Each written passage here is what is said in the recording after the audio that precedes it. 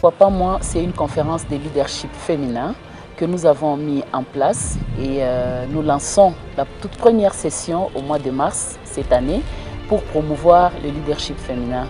En fait, c'est un cadre d'échange, de partage d'expériences et c'est vraiment un cri d'appel au leadership féminin, un cadre d'inspiration, de motivation pour les femmes, pour les jeunes filles. Nous savons que le leadership féminin fait un parcours en dents de scie. Mais maintenant, nous voulons avoir des bases solides. Nous voulons conscientiser la femme quant à la responsabilité qui concerne son leadership.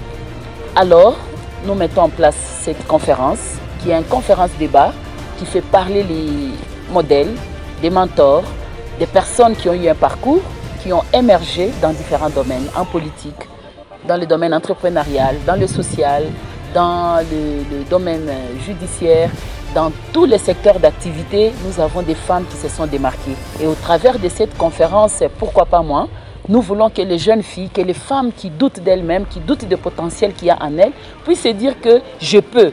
Si par exemple, il y a Aimé Magnon qui est là, femme entrepreneur avec un parcours, mais pourquoi pas moi? Que cette jeune fille-là se dise pourquoi pas moi comme Aimé Magnon demain? Et s'il y a des gens qui ont réussi, comme dans la province de Lualaba, nous avons Madame la vice-gouverneure, qui est non seulement vice-gouverneure de la province, mais elle est aussi présidente d'un parti politique. On peut se dire, pourquoi pas moi comme Fifi Masuka? Pourquoi pas moi comme Oubité, maire de la ville, Véronique? Pourquoi pas moi comme Marie-Louise Mafo? Pourquoi pas moi comme Lydia Kapapa? Pourquoi pas moi comme Nathalie Ngandou? Pourquoi pas moi comme Louise Mwelechi? Et au niveau de la province, nous avons des femmes qui ont marqué leur parcours, qui ont mené des combats et qui ont réussi, qui peuvent inspirer les autres. Et nous voulons faire parler ces femmes-là pour qu'elles soient des mentors, des modèles, afin de créer l'émulation dans la jeunesse. Et nous constatons que la femme a beaucoup de pesanteurs. La femme a un problème tout à fait particulier. Alors nous nous attaquons à ce problème pour relever cette femme qui n'a pas confiance en elle, qui hésite, qui croit que le parcours c'est un défi qu'on ne peut pas relever. Que la vie, c'est trop dur, c'est réservé à une certaine catégorie de personnes. Alors nous disons, non, la femme a du potentiel qu'elle peut exploiter. La femme doit mener le combat, la femme doit s'affronter, la femme doit avoir confiance en elle-même pour aborder la vie du bon côté.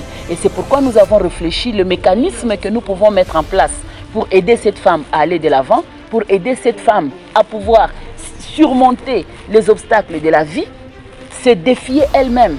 Afin de s'affirmer, c'est lui faire parler, c'est lui présenter des modèles, lui dire qu'elle peut y arriver, elle peut faire quelque chose. Et là, en elle le potentiel, donc il faut juste stimuler.